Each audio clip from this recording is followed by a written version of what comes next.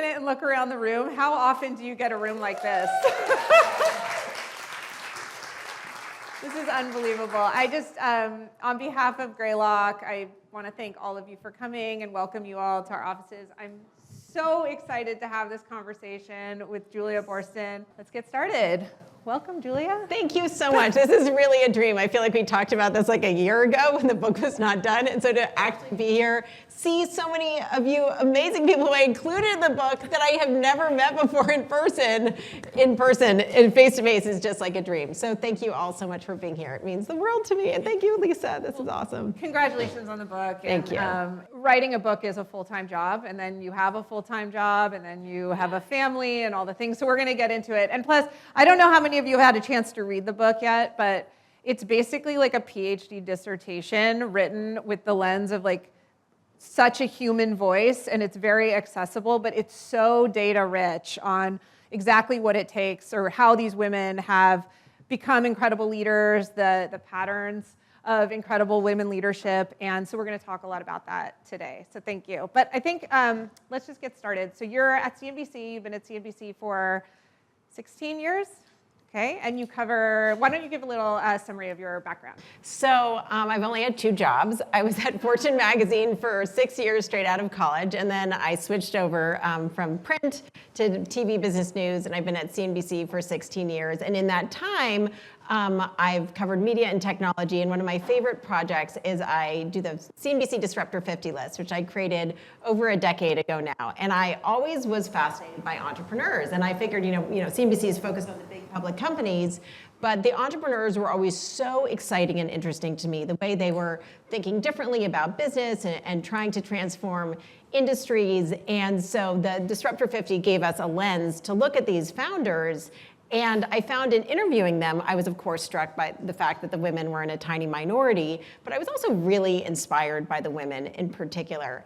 And as I interviewed more and more of them, I found myself leaving these conversations just so jazzed up, seeing how these women had defied the odds, and I wanted to dig more into their stories. And at the same time, some of my colleagues at CNBC, including Sally Shin, who's here, we were working on trying to highlight the people and companies who are closing gender and diversity gaps.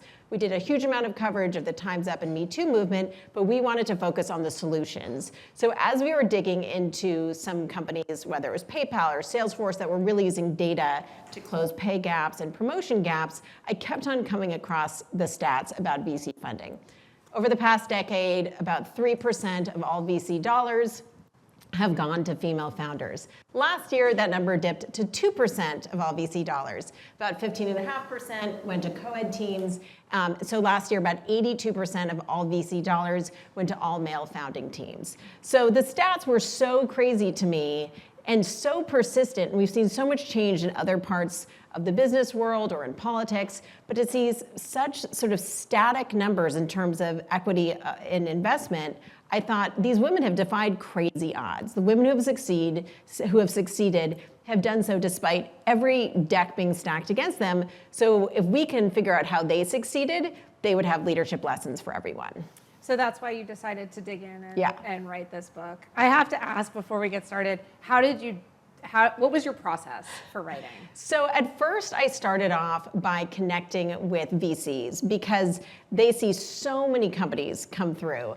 And I talked to Pam Costa from Allraise, Aileen Lee, who's not here, Maha Ibrahim, and Sonia Perkins. And I would ask them sort of, tell me about some of the women you've invested in. Tell me, and this goes back to when I remember interviewing Maha at a Fortune Most Powerful Women's Conference, maybe 5 or 6 years ago. Who are the women who seem really exceptional to you, and who have you seen really approach problems and sort of company building in a different way? So I started with the VCs, and then I started interviewing people, and one person led to another, and each woman I interviewed would oftentimes connect me with 5 other women. And so I met so many phenomenal people through this process, and some of them, like Heather from Solve, I didn't get to include her in the book, but through meeting her through this process, I got to put her on CNBC. But so I feel like it all sort of bolstered my coverage at CNBC and exposed me to so many new companies. And also I was just inspired by these amazing women. Deji Paknat is here. And so one person led to another. Heidi was really helpful introducing me. But this sort of daisy chain, exponential introductions. And so I was doing these interviews on Zoom. I started the process before the pandemic, but then once everyone went into lockdown, people were around. So I said, can you Zoom with me, please?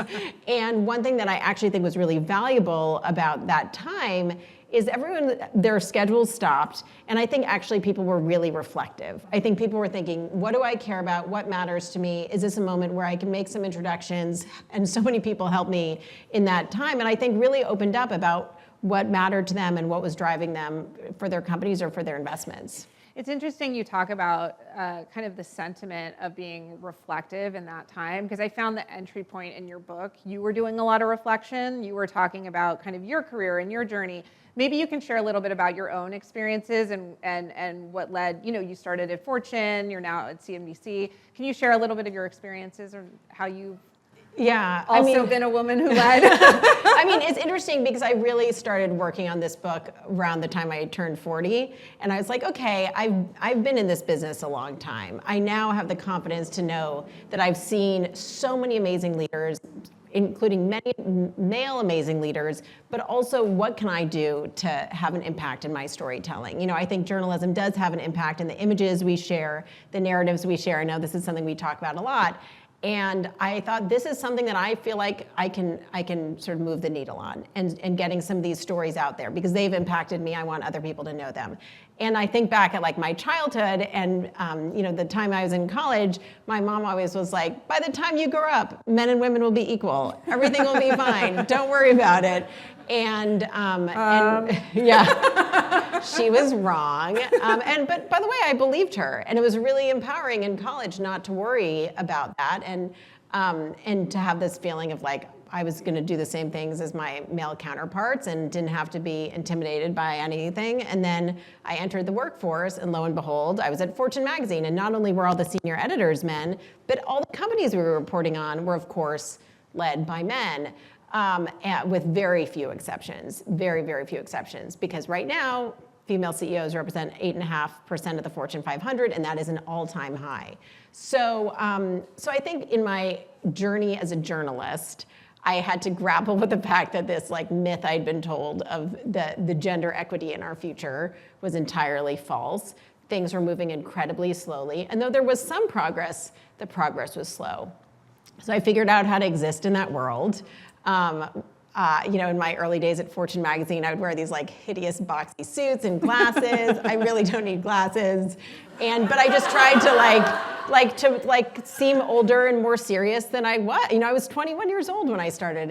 I really felt out of my depth, and I was oftentimes criticized by these older men I was interviewing for being so young. Like literally they'd be like, how could you possibly know what you're talking about? You're so young. And I would say, well, I did my homework.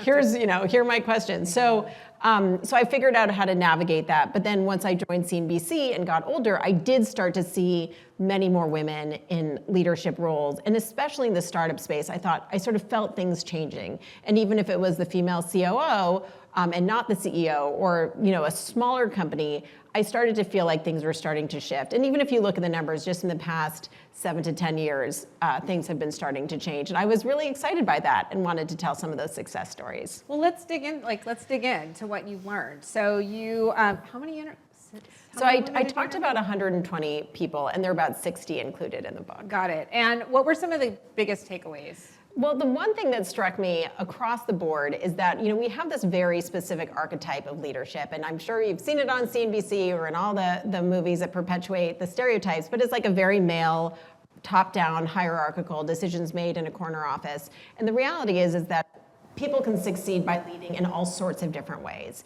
And there was not a singular model of leadership that worked across the board for the women I profiled. But I think that the women succeeded by finding leadership traits that were really true to who they were and saying, this is what I'm good at, this is what I'm not good at. How can I take what I'm good at and develop that and really push myself to figure out how to be better at that trait? And how can I surround myself with people who complement me? So I think this idea idea that any of us has leadership traits, maybe even some traits that we think of as flaws that can be developed into leadership superpowers. And I think of the women who are self-professed introverts and figured out how to use that to their advantage, or super empathetic and figured out how to use that to be better at connecting with their employees and customers. So I think there's not a single model, but this idea of like knowing yourself, figuring out what you're good at, getting better at it, and really pushing yourself, not to compete with others, but that self-competition is really essential.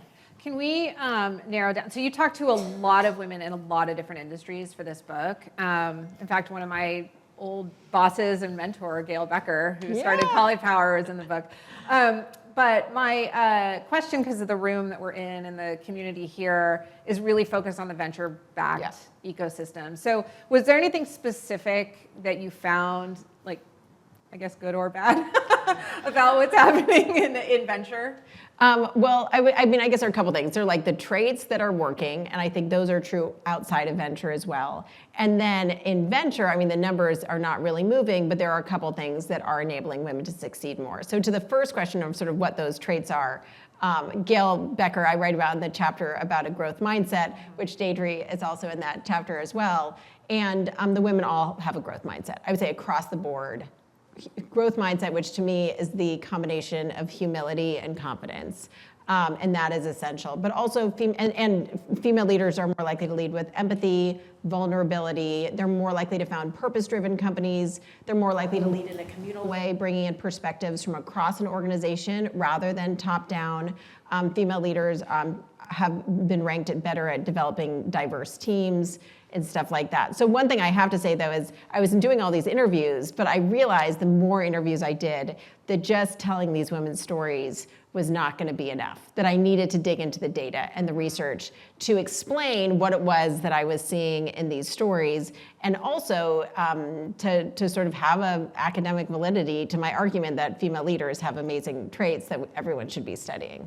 Well, it's interesting you mentioned a couple traits there, and one that caught my attention was this notion that women tend to start purpose-based companies or mission-driven companies with like a social element to it. But I also know your data uncovered something about that. Do you mind sharing? Yeah. So some of the stats have found that women are about 20% more likely than male founders to create a purpose-driven company. Other stats have the numbers higher, and based on the number of women I've interviewed, I actually think the numbers are higher than 20% more than men. And that means just like in addition to pursuing profits, having some social or environmental impact. Heidi invests in these companies and introduced me to an amazing founder, Christine Mosley, who has a company that in success, oh, Christine, you're here, hi. In success is having a positive environmental impact. So really not doing a buy one, give one, but like really aligning the positive outcomes for the company with helping the environment or people. So women are more likely to found these, but what's really interesting from a VC standpoint is that having a purpose shows an element of nurturing, and all the studies find that women are expected to demonstrate nurturing even when they're running companies or doing whatever, and so oftentimes that brings bias. So if women succeed in male-dominated fields, they're judged more harshly. If women fail at sort of so-called nurturing fields, they're judged far more harshly than a male failure in that same field. But interestingly, when women are launching purpose-driven companies, that actually eliminates an element of bias, because the investors, male and female investors, think, yes, this woman is being a hard-driving entrepreneur, but she is also being nurturing. So like it checks both boxes in the brain in terms of fitting that pattern and matching that stereotype of what women are expected to be. So it's not necessarily a good thing that this is still based on stereotypes, but the idea that having a purpose component to a company can eliminate some of the impact of bias in fundraising is really surprising and interesting. Or it amplifies the bias, but it lubricates the capital. Yeah. Right? Yeah. It's still some bias, which, I don't know. Capital, you need to be able to fundraise. So the other thing that I thought was really interesting in the book was you talked a lot about the importance of having diverse networks, and not just women talking to women, but women from different industries connecting with each other, and also women coming together in the same industry. Can you talk a little bit about what you learned there? Yes, and I'm so glad to have some women from all grades here, which I know has been so impactful on this community here in San Francisco and Silicon Valley. So I write a chapter about the power of community, because one reason I'm so optimistic that there will be change is because there are all of these networks and communities, both in the tech space and also just in the sort of more mainstream business world. And there's data that has found that men are successful if they have the biggest network, but that is not true for women. Women have the most success if they have a tight but diverse network. And there's all of this research that finds that women are successful not if they have their friends around them saying, just good job, keep on going. That's important, but what's even more important is to have a diverse network of people who are not your friends, who are not your work colleagues, who are giving you honest feedback and pushing you and trying to hold you accountable. And that's the whole thing of this idea that who's gonna make you be your best self, not just those who are saying you're doing great, but saying, don't forget, you set that goal, you gotta try to hit it. So that's the idea of the power of diverse networks, and also the power of networks to help combat the negative impact of bias. There's this research that I just love so much and I think about often that found that, yes, when people are subject to stereotypes or bias, it has a negative impact on performance. These researchers got together a group of women, engineers. They gave them math tests, measured their scores. They also got together female engineers and told them that women are bad at math, women are bad at engineering, take the math test. Scores went way down. Not surprising. Bias and stereotypes can really hurt performance as well as feelings.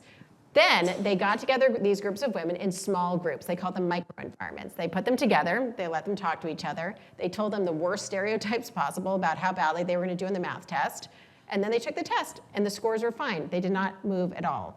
And ultimately, what it comes down to is these microenvironments, small groups of people who otherwise would feel like they were all alone, can combat the negative impact of bias. And that's why it's so important for big companies to have what they call affinity groups, but also for people who are outnumbered to find each other and to help each other. And then to help build bridges into the macro environment, if you will, but the broader world that is dominated by men. And that's why what All Raise is doing is so important, because you're both creating those communities and also bridging into the more male-dominated world where women traditionally have not had as much access. What did you find in terms of venture funding and some of the patterns? I think there's stuff that women can do, right? Build networks, build relationships. Those are the things that is within our control.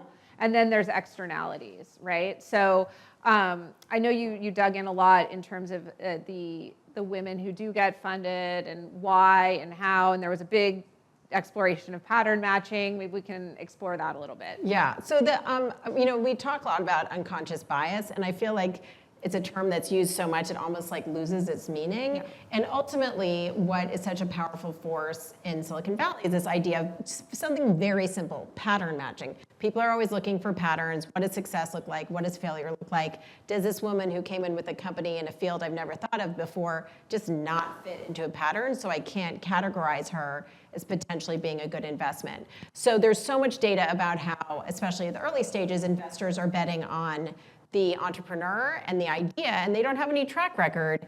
And there was some great data out of Harvard Business School showing that well over 50% of all investors say that at any stage, what they're really betting on is the entrepreneur. So if you're looking for a pattern of someone who is an engineer who graduated from Stanford and has had an enterprise software company that he already sold to Microsoft, that's going to really limit your, that pattern is pretty narrow, and though it works for a lot of situations, is not going to, be inclusive of some people who could end up being incredibly successful. So, what were some commonalities of the women that did make it and that did come out of the book? How do we pattern match for those women?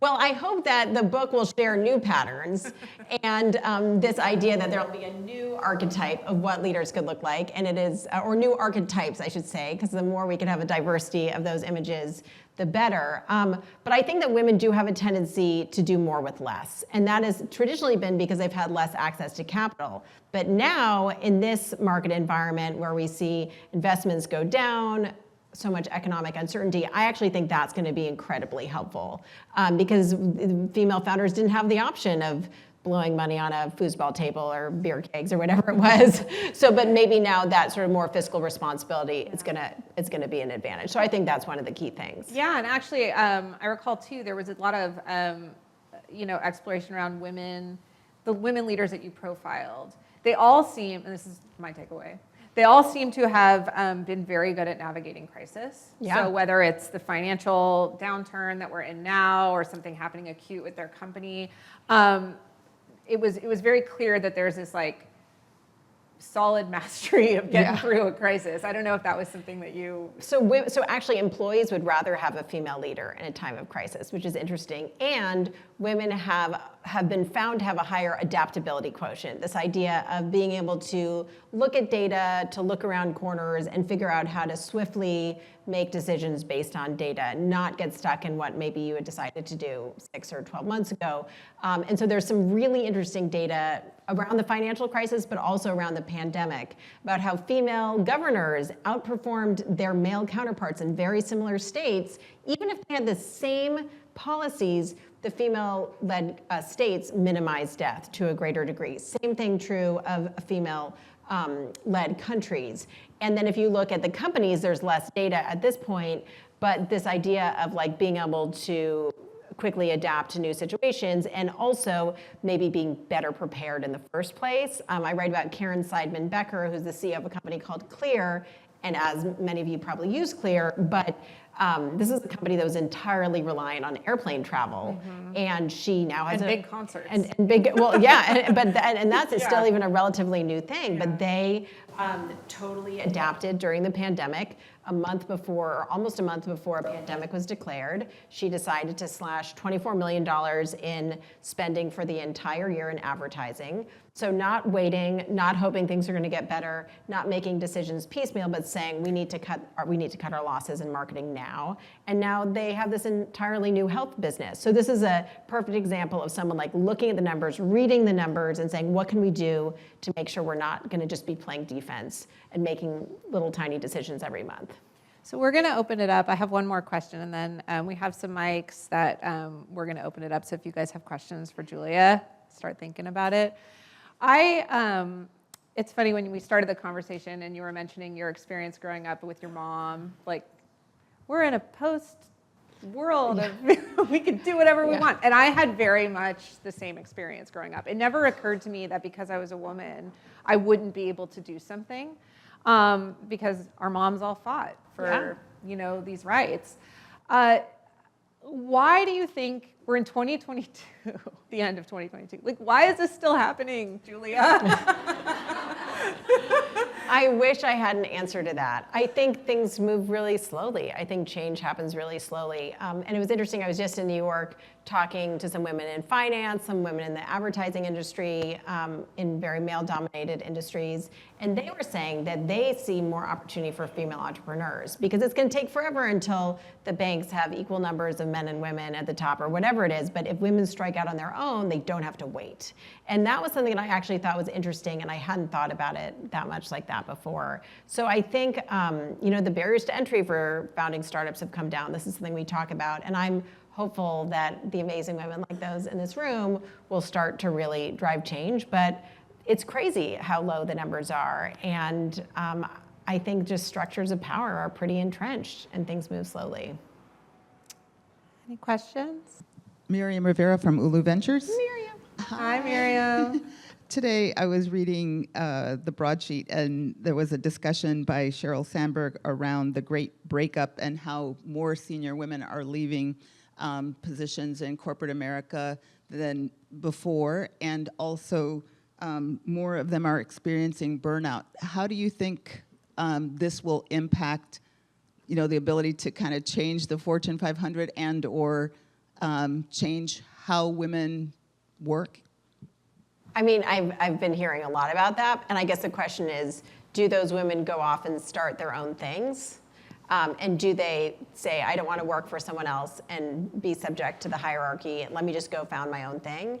And I think that would be an opportunity for growth, but I think it's hard. And I think, women have been shouldering so much during the pandemic and so much before the pandemic.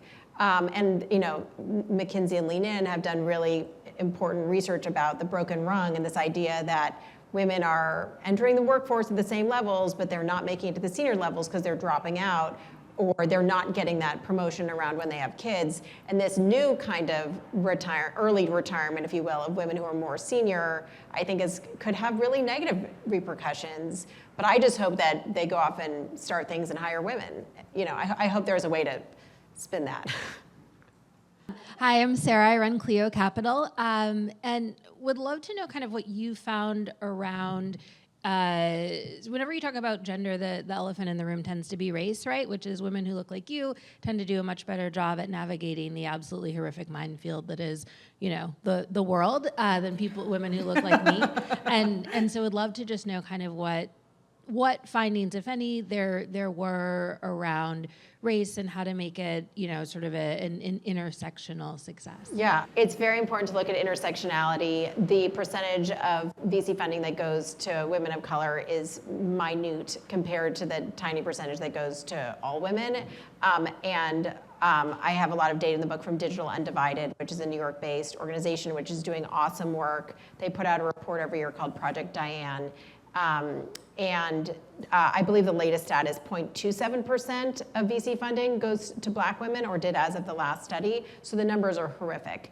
There is great work being done on intersectionality from an organization called Project Include that's run by Ellen Pao, and they're really looking at how every layer of identity brings additional bias, and sometimes even more so than just twice as much. It can have a really massive impact on the way founders, women of color in particular, are facing challenges in the VC space. So, but Project Include is really working on that, and also working on training white male-led companies to be more inclusive around not just hiring, but also retention, which is a massive problem.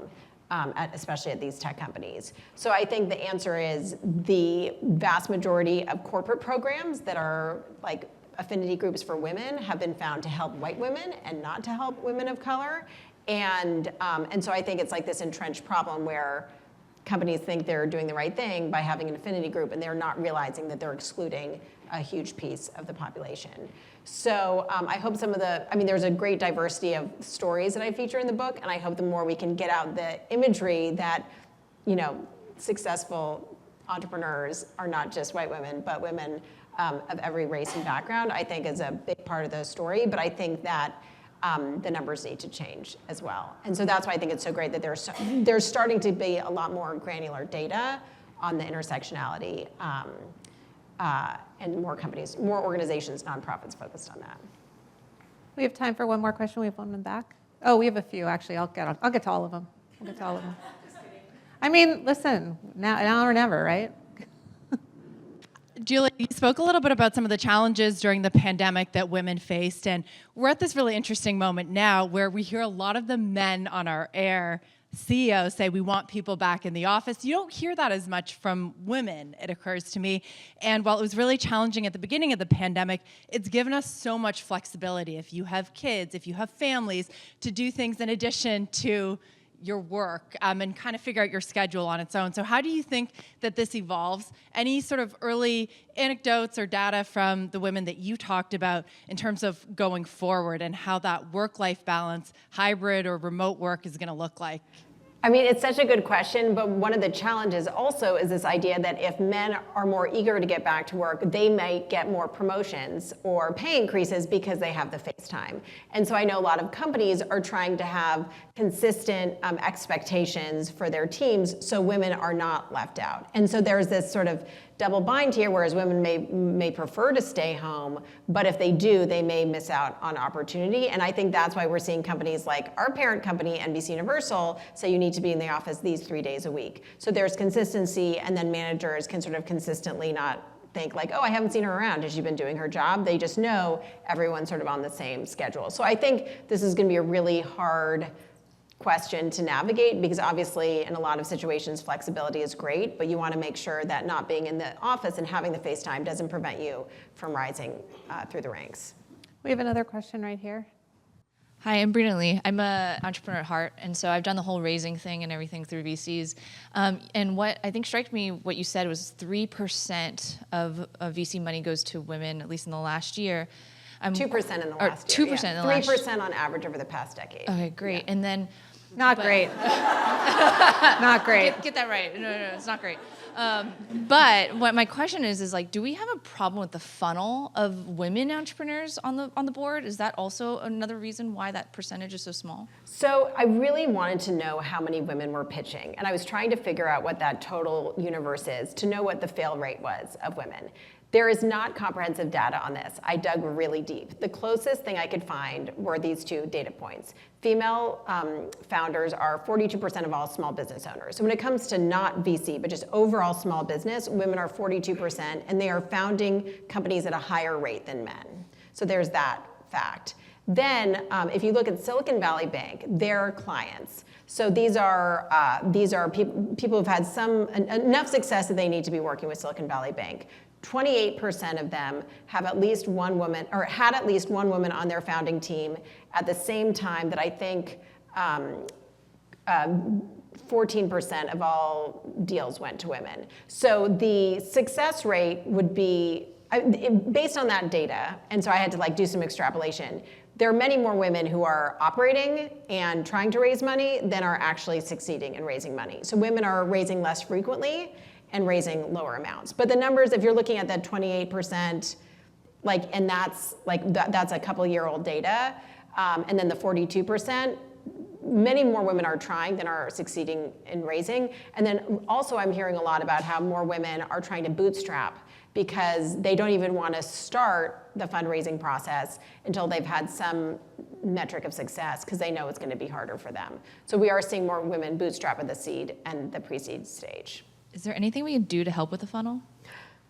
But I guess the question is, what part of the funnel are you talking about? The pitching or the?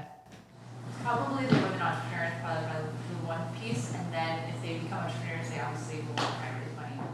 Yeah, I mean, I think that the idea that, I mean, this is really something to talk to Allraise about because they've been working to help women understand when they should raise money and when they shouldn't. Like, when's too soon? When's it not worth it? When is it going to be really helpful? And I think these, by the way, the small cohorts that Allraise is doing is really valuable in helping women navigate that. So I think mentorship is key, which again, Allraise is doing, but this idea of mentoring and helping women navigate these challenges and making sure they know they're not doing it alone. Stephanie? Hi, Julia. Hi, Elise. This is Stephanie Scher. I'm an AI and infrastructure angel. So this book is uniquely striking to me because it is, so data rich, and in a way that is going to be, allow it to be better received and supported by the ecosystem. So my question is, with this group of people that Greylock has assembled in this room today, the Greylock team, what is one or two things that we can do right now?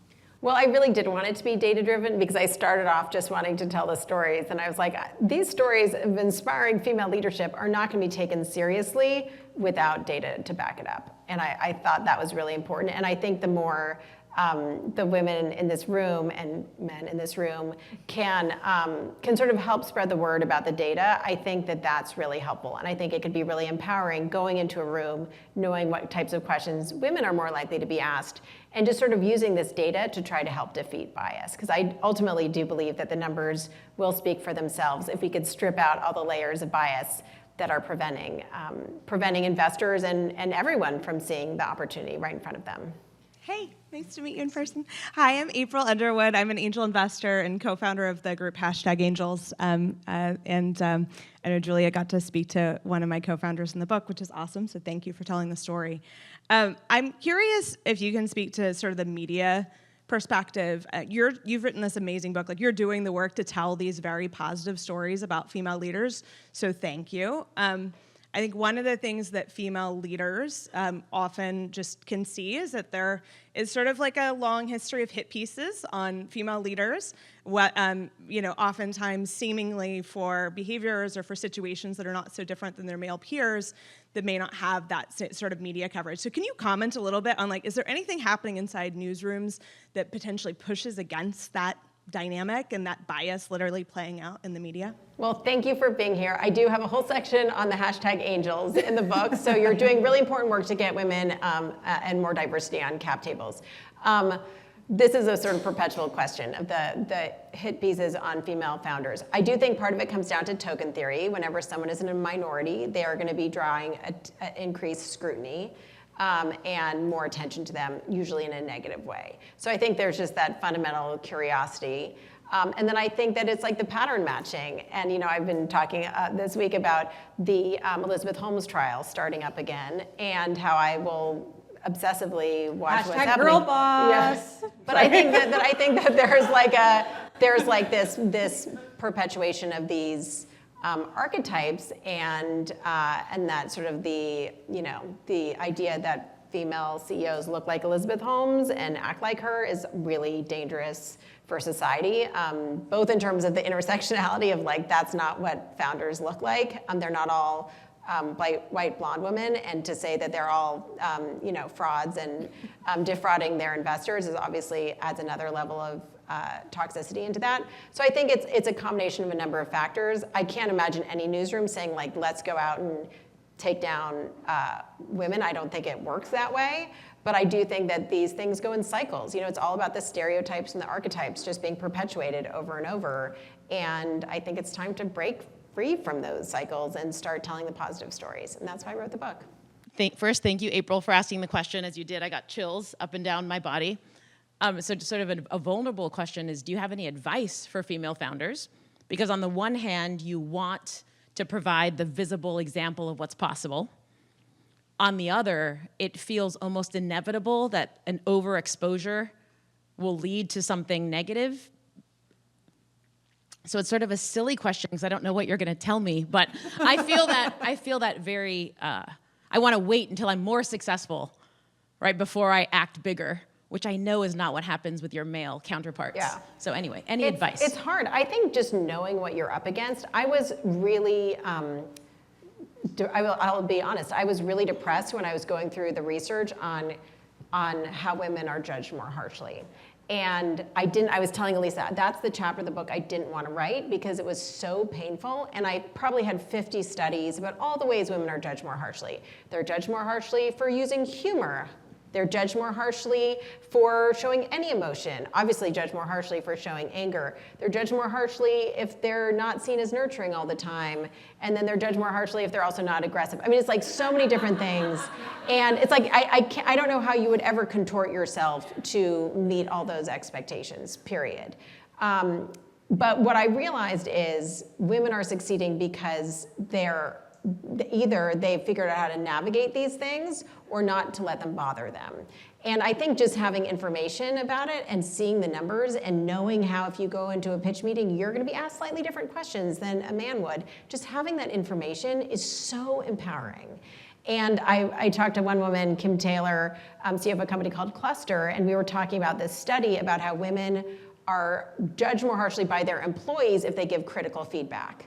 And she was like, oh, I have to give critical feedback. That's my job. But there was a situation in which she didn't have time to deal with blowback, and she needed to get this done. And so she had a male deputy go and deliver the feedback. And ultimately, that's not the world she wants to live in or the world any of us want to live in. We want to be able to do our jobs. But she said in this situation, having that information about how I might face backlash was really helpful because I could just get my male deputy to deliver the feedback and I could go on with my life and not be bogged down in backlash in that moment. So I think having the information about what you might face is going to prepare you, and then just making those calculated decisions about like when you're going to take the risk or not to do something that will not, you're never going to conform with the stereotype of the male leader, but knowing what you're up against, I think, can be helpful.